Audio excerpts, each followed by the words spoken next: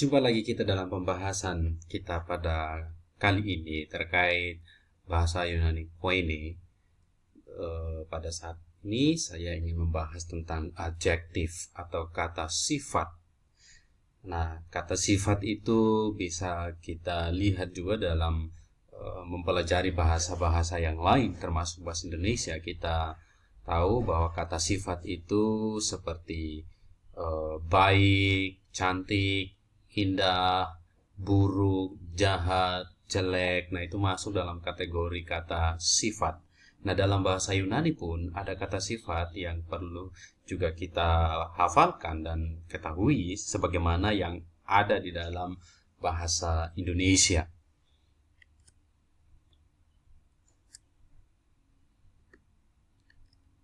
Nah, kata sifat berakhiran huruf konsonan. Nah, ini kita lihat di dalam bahasa Yunani dan tentu kata sifat itu sendiri dia mempunyai jenis.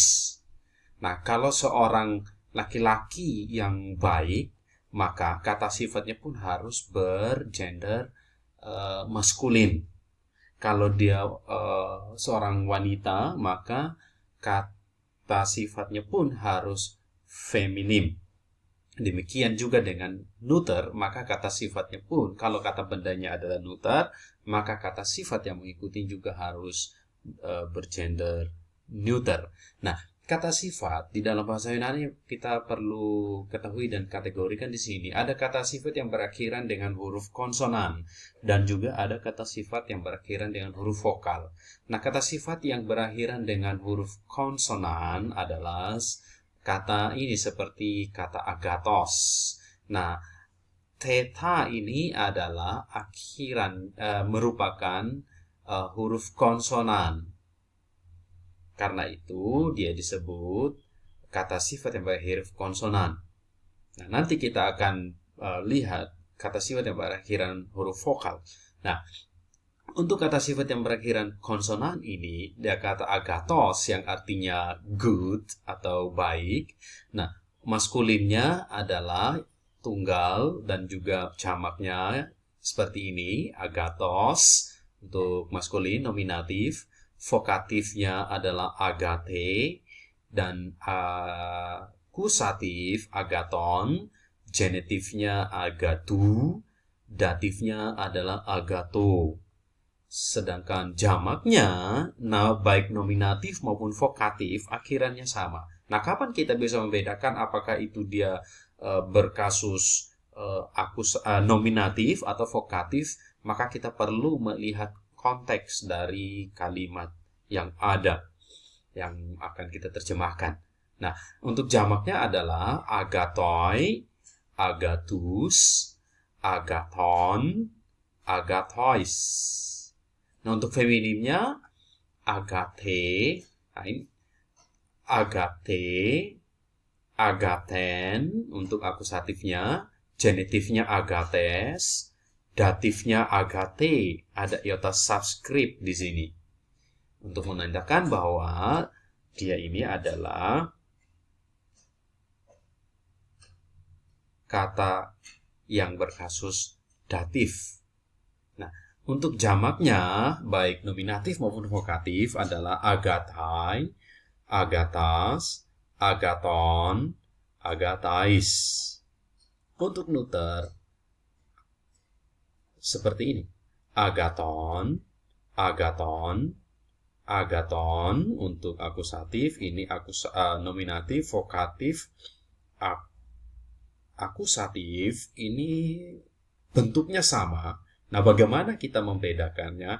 Ya tadi itu, kita kembali kepada konteks dari kalimat yang ada. Apakah dia berperan sebagai subjek, atau dia seruan, ataupun juga sebagai objek langsung. Genitifnya adalah untuk neuter, agatu, agato. Nah, sama dengan ini, baik vokatif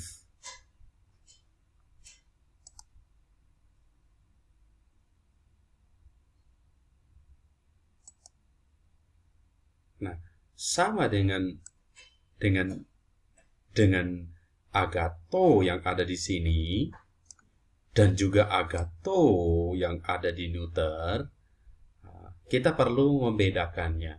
Yaitu, cara untuk membedakannya adalah kita perlu melihat kata benda yang dia ikuti. Kalau kata benda yang dia ikuti adalah kata benda neuter, maka secara otomatis kata sifatnya adalah neuter. Kalau contoh seperti probato agato.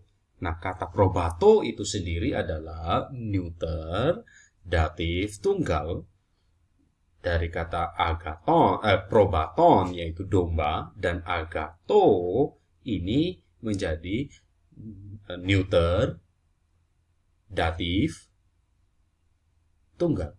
Jadi artinya adalah domba yang baik. Jamaknya agata, agata, agaton, agatois. Nah, mari kita lihat sini. Untuk kata sifat yang berakhiran huruf vokal, yaitu ada kata hagios. Nah, hagios ini artinya holy atau suci. Hagios, nah, akhiran dari kata sifat ini adalah iota. Ini adalah huruf vokal. Baik iota maupun huruf ro, prinsip-prinsipnya seperti ini. Nah, kita lihat di sini. Untuk kata hagios. Kata hagios adalah maskulinnya hagios, hagie, hagion, hagiu, hagio. Jamaknya dan femininnya adalah seperti ini. Hagia, hagia, hagian, hagias, hagia. Dia tidak seperti agatos tadi. Tidak seperti agatos, dia berakhiran menggunakan kata huruf eta di sini. Sedangkan untuk hagios tidak ada kata eta di sana, huruf eta di sana, tetapi dia berakhiran huruf alfa. Nah, ini sama dengan feminim yang berakhiran dengan huruf vokal, yaitu seperti hemera di dalam pelajaran sebelumnya. Nah, hagia, hagia, hagian ini akusatifnya, hagias ini genitifnya, dan hagia ada iota subscript di sini. Untuk neuter yaitu hagion, hagion, hagion, hagiu, hagio. Nah, ini adalah neuter tunggal. Nah, mari kita lihat untuk jamaknya di sini. Jamaknya adalah hagioi untuk nominatif dan vokatif, akusatif maskulin untuk gender maskulin adalah hagius, genitifnya adalah hagion.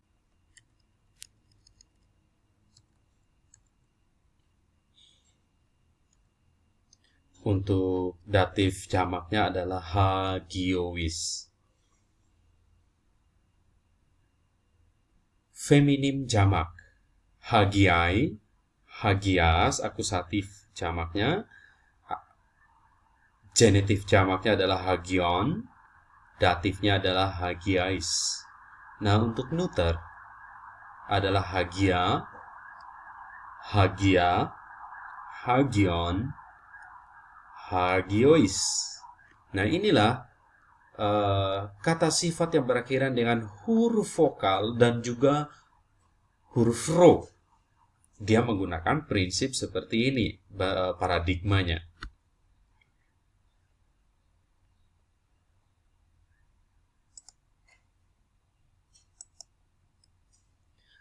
Nah, sekarang penggunaan kata sifat. Kata sifat merupakan kata yang menerangkan subjek. Sama kata yang menerangkan subjek, kalau saya mengatakan guru itu adalah noun, baik adalah kata sifat. Jadi guru yang baik itu menunjukkan menerangkan nounnya. Nah, kita lihat sini fungsi kata sifat. Fungsi yang pertama adalah fungsi atributif, fungsi yang menyatakan mutu, kualitas kepada noun yang diterangkan. Kedua, penggunaan yang kedua, fungsi yang kedua yaitu dipakai secara predikatif, yaitu menyisipkan to be, yaitu ada kata adalah di antara kata benda, noun, dan kata sifat. Seperti, guru itu adalah baik.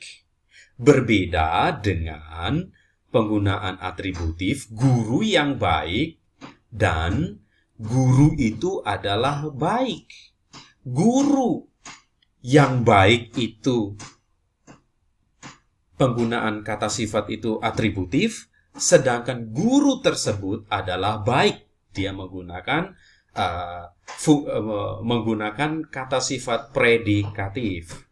Dan yang ketiga, substantif, dipakai sebagai kata benda. Nah, nanti kita akan perhatikan satu persatu nanti, di mana substantif berfungsi sebagai nomina atau subjek. Kata sifat dipakai secara atributif. Jika kata sandang tertentu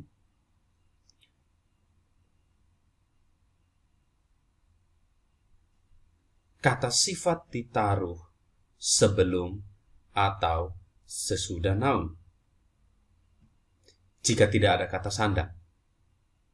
Jika tidak ada kata sandang, maka kata sifat biasanya ditaruh sebelum atau sesudah noun atau kata benda. Nah, contoh di sini, agathos prophetes. Atau bisa juga prophetes agathos. Jadi terjemahannya ada baik nabi. Bukan begitu terjemahannya, tetapi terjemahannya adalah seorang nabi yang baik.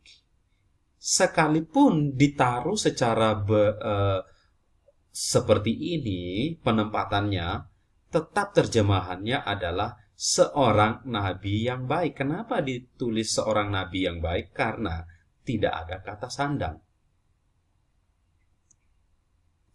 Nah, jika ada kata sandang, tadi jika tidak ada kata sandang. Nah, sekarang jika ada kata sifat dipakai secara atributif. Jika ada kata sandang tertentu, maka kata sifat selalu didahului oleh kata sandang. Jadi, nounnya itu, kata bendanya tidak ada kata sandang. Contohnya seperti ini. Ho agathos prophetes. Jika dalam contoh yang pertama ini, ho agathos prophetes. Dan yang kedua adalah ho prophetes, ho agathos. Nah, kalau prophetesnya ini ada kata sandang, maka kata sifat juga harus tetap ada kata sandang. Karena jika di kata sifat ini tidak ada kata sandang, maka dia bukan kata sifat atributif yang dipakai secara atributif, melainkan kata sifat yang dipakai secara predikatif yang kita pelajari di slide berikutnya.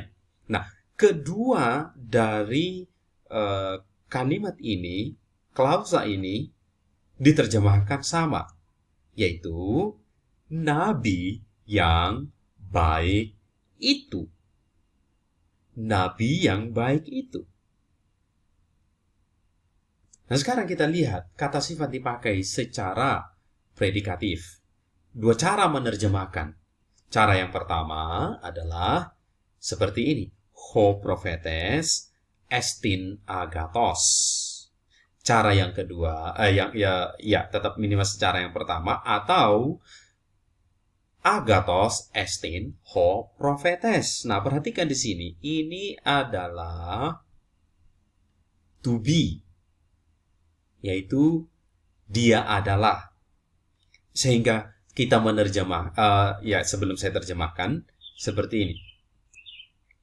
Cara kedua adalah ho prophetes agathos atau agathos ho prophetes. Nah, di dalam cara yang kedua ini kita lihat bahwa kata sandang tertentu tidak ada di depan kata sifat. Seperti saya sudah sebutkan tadi di slide sebelumnya, kalau ada kata sandang di dalam kata sifat, maka dia itu adalah kata sifat yang dipakai secara atributif. Namun jika kata sandang tidak ada, maka dia adalah kata sifat yang dipakai secara predikatif dan diterjemahkan seperti ini. Nabi tersebut adalah baik. Bukan nabi tersebut baik. Baik yang seperti cara yang pertama maupun cara yang kedua, kita terjemahkan nabi tersebut adalah baik. Bagaimana kata adalah ini ditempatkan padahal estin di sini tidak ada. Nah, inilah yang saya katakan ini cara yang kedua. Jika kata estin absen, maka kita harus memperhatikan kata sandang yang melekat pada kata sifat. Jika ada kata sandang di dalam kata sifat, maka dia itu adalah atributif. Jika tidak ada kata sandang dan tidak ada kata estin,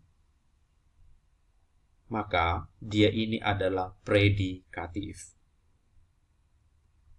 Nah, penggunaan yang ketiga, kata sifat dipakai sebagai kata benda atau substantif. Jika kata sifat merupakan kata kerja, kasusnya adalah nominatif.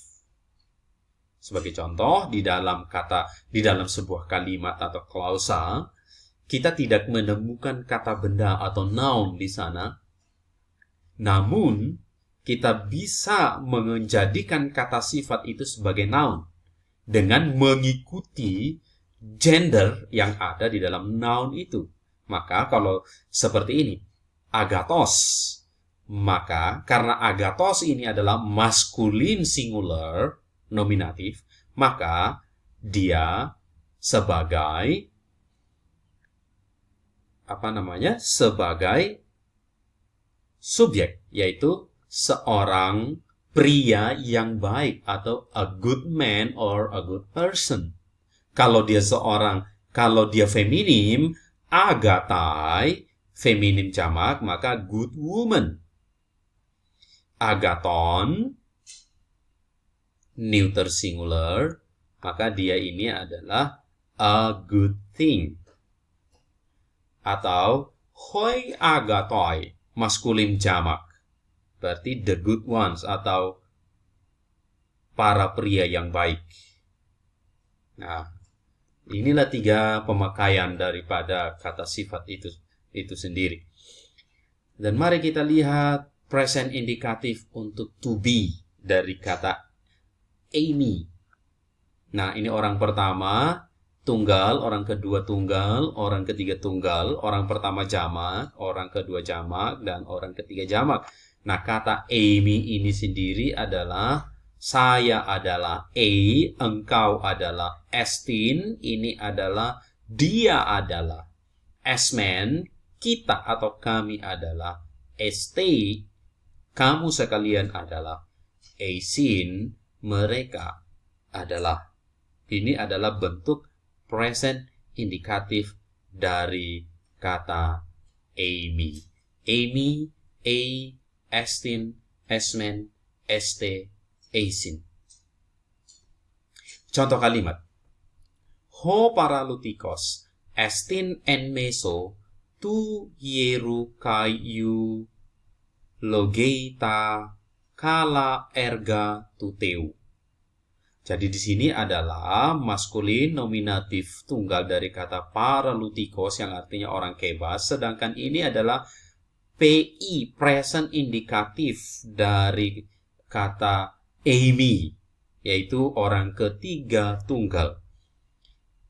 Meso ini adalah kata sifat, yaitu maskulin datif tunggal, yaitu dari kata mesos, yaitu tengah. Dan ini adalah neuter genetif tunggal dari kata hieron, yaitu kuil atau tempat ibadah. Eulogei ini adalah PIA 3 tunggal dari eulogeu. Takala ini adalah neuter akusatif jamak. Kenapa akusatif? Karena sudah ada subjek di sini. Atau subjeknya adalah ini. Subjeknya adalah ini karena takala erga ini adalah objek langsung dari orang ketiga tunggal ini. Jadi ini adalah neuter akusatif jamak, bukan neuter nominatif jamak. Nah, begitu pula ini adalah kata sifat dan ini adalah noun, yaitu neuter akusatif jamak, yaitu pekerjaan. Jadi pekerjaan yang baik. Tuteu ini adalah maskulin genitif tunggal dari kata theos, yaitu Allah. Dan terjemahannya adalah orang kebas tersebut ada di tengah-tengah tempat ibadah itu dan sedang memuji pekerjaan-pekerjaan yang baik dari Allah. Itu. Nah, mari kita lihat contoh kalimat yang berikutnya, yaitu hoi, hagioi, blepusin, tendoksen, ton uranon, kai merturusin, tais phonais, ton angelon. Nah, ini adalah maskulin nominatif jamak dari kata hagios, yaitu suci. Sedangkan ini adalah PIA 3 jamak dari kata blepo, yaitu mereka sedang melihat. Ini adalah objek langsung, yaitu feminim akusatif tunggal dari kata doxa. Ton uranon ini dari kata uranos, yaitu maskulin genitif jamak. Sedangkan ini adalah PIA 3 tunggal dari kata mertureo, yaitu PIA 3 jamak. Ini adalah feminim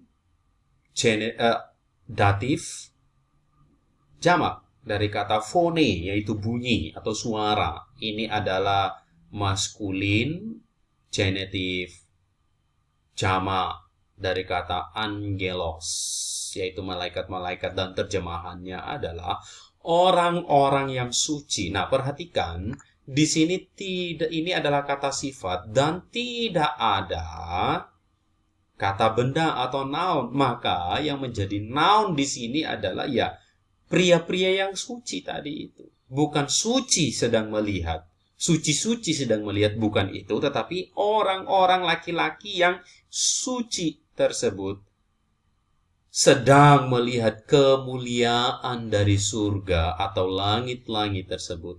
Dan sedang bersaksi kepada suara-suara dari para malaikat itu. Nah, kita review tugas. Latihan 9 yang saudara sudah kerjakan. He basileia ton uranon zo ekai ali aleteia estin. Nah, ini adalah feminim nominatif tunggal dari kata basileia atau kerajaan. Ya, terjemahannya adalah kerajaan. Ini adalah maskulin, genitif jamak dari kata uranos. Ini adalah maskulin, feminim, nominatif tunggal dari kata zoe, yaitu hidup atau kehidupan. Dan aletheia, ini adalah feminim nominatif tunggal. Dan ini dari kata aletheia diterjemahkan kebenaran, dan terjemahannya adalah kerajaan surga tersebut adalah kehidupan dan kebenaran. Yang kedua, ho theos misei ten adikian kai ten hamartian. Maskulin nominatif tunggal dari kata theos, misei dari kata miseo, yaitu PIA 3 tunggal, yaitu dia sedang membenci.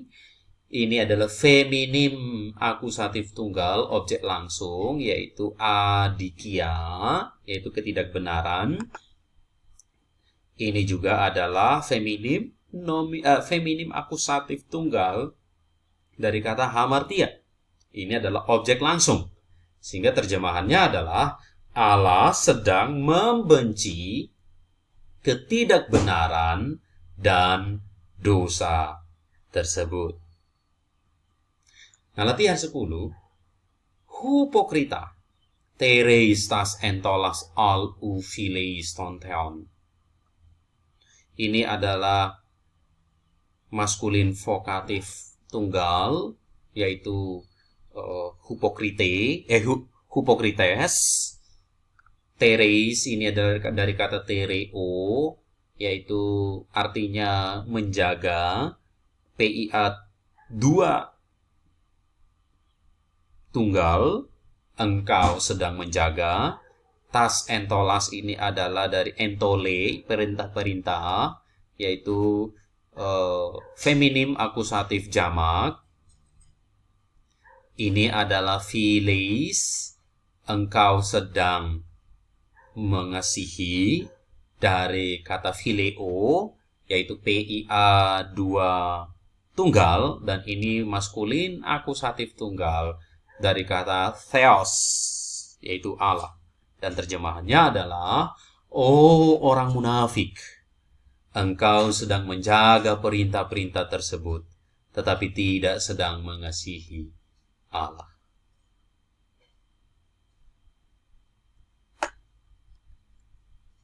Sekian presentasi saya terkait